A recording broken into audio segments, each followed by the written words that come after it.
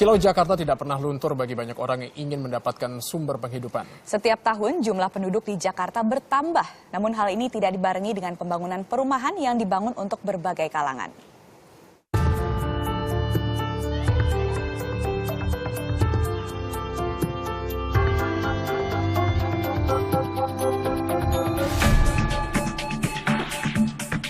Jakarta, pusat pemerintahan sekaligus ibu kota negara Indonesia tercinta. Jakarta tumbuh pesat menjadi kota terbesar di negeri ini.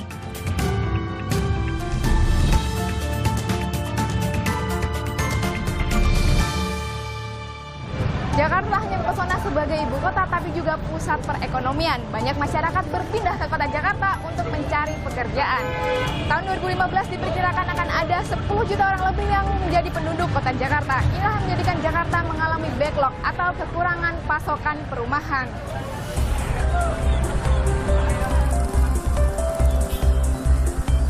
Jakarta tak hanya dihuni warga senusantara, tapi juga warga dari mancanegara. Banyaknya jumlah penghuni Jakarta dan terbatasnya lahan hunian membuat banyak orang memilih hunian di kota sekitar Jakarta, seperti Bekasi, Tangerang, Depok, atau Bogor. Aku kerjanya di Kuningan. Kerjaku di Sudirman. Kuningan. Saya di Jalan Sudirman. Rumahku di Pamulang. Saya dari Bogor. Di Bogor. Aku rumahnya Tangerang.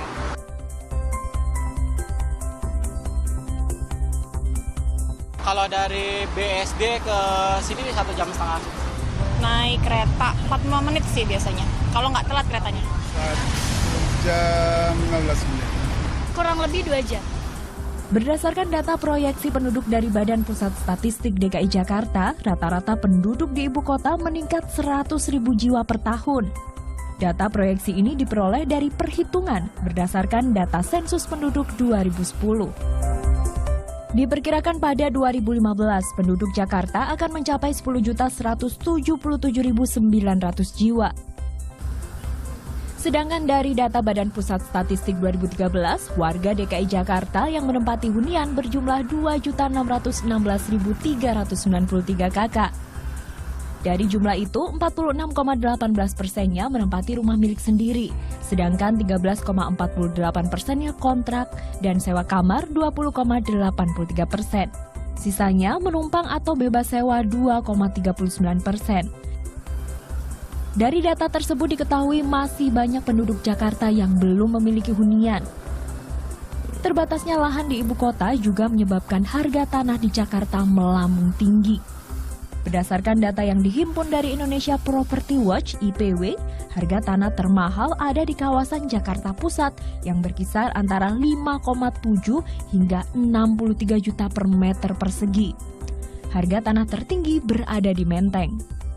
Sedangkan di Jakarta Utara harga tanah berkisar antara 5 juta hingga 29 juta per meter persegi. Jakarta Selatan 4,5 juta hingga 45 juta per meter persegi. Harga tanah yang tinggi secara otomatis membuat harga hunian tinggi pula. Hal inilah yang menciptakan kesenjangan antara kebutuhan hunian dan ketersediaan hunian yang tidak seimbang atau backlog. Tingginya harga perumahan di Jakarta hanya bisa dijangkau oleh sebagian kecil masyarakat berpendapatan tinggi. Pemerintah harus cepat-cepat mengambil tindakan strategis dengan membentuk bank tanah. Bank tanah itu dari mana? Artinya tanah-tanah milik pemerintah dikumpulkan di pooling. Bisa tanah Pemda, saya bilang, tanah BUMN bisa, tanah BUMD bisa, gitu kan. Semua tanah-tanah idle itu sesuai dengan tata ruang yang ada disiapkan untuk rumah rakyat dimanapun itu di seluruh Indonesia. Perumnas yang dulu itu dibalikan lagi kembali ke asalnya, artinya keluarkan dulu dari BUMN, dibuat Badan Perumahan Nasional yang khusus untuk membangun rumah rakyat. Menurut Ketua Indonesia Property Watch Ali Tranghanda, harga hunian atau properti di Jakarta akan terus naik. Kecenderungan untuk turun hampir tidak ada. Pasalnya, belum ada regulasi atau kebijakan pemerintah untuk mengendalikan harga tanah di Jakarta. Pertumbuhan harga tanah sepenuhnya diserahkan kepada pasar. Kalau misalkan kita mau membuat menaikkan harga tanah gitu kan, pemerintah harus memiliki bank tanah. Bank tanah itu tanah-tanah milik pemerintah gitu ya, baik itu Pemda termasuk di Pemda yang dikoordinasikan dalam satu badan, itu yang nanti akan dibangun perumahan rakyat. Artinya tanah-tanah ini tidak akan ikut dalam mekanisme pasar. Ketika harga tanah komersial naik, pemerintah bisa mematok harga tanah ini sesuai dengan standar rumah yang akan dibangun oleh pemerintah. Ketika harga tanah terus naik hingga mencapai harga tertinggi, akan terjadi penolakan terhadap harga tanah oleh masyarakat. Mekanisme inilah yang memperlambat atau menghentikan laju peningkatan harga tanah. Pendapat mengenai pembuatan bank tanah juga disepakati oleh Sekretaris Kementerian Pekerjaan Umum dan Perumahan Rakyat, Rildo Ananda Anwar. Karena harga rumah ini kan potensi yang paling besar adalah di harga tanah. Jadi harga tanah, oleh sebab itu kalau pemerintah nanti berkonsentrasi terhadap land banking, di mana pemerintah bisa mengendalikan harga tanah, otomatis harga rumah itu juga akan menurun. Karena yang penting, komponen yang paling utama adalah masalah rumah ini adalah masalah harga tanah. Itu yang penting. Menurut Rildo, untuk mengurus bank tanah harus ada badan khusus yang dikelola oleh sejumlah kementerian.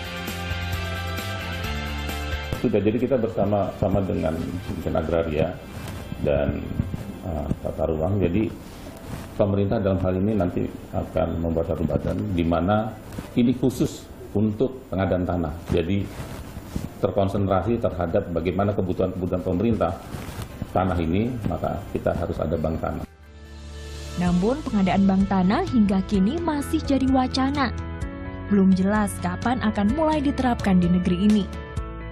Dengan adanya bank tanah, diharapkan harga tanah sekaligus hunian di Jakarta dapat lebih murah. Tak hanya harga yang terjangkau, namun hunian bagi masyarakat diharapkan juga dilengkapi dengan fasilitas pendukung yang mumpuni. Luki Fitriani, Muhammad Syaifuddin melaporkan untuk NET.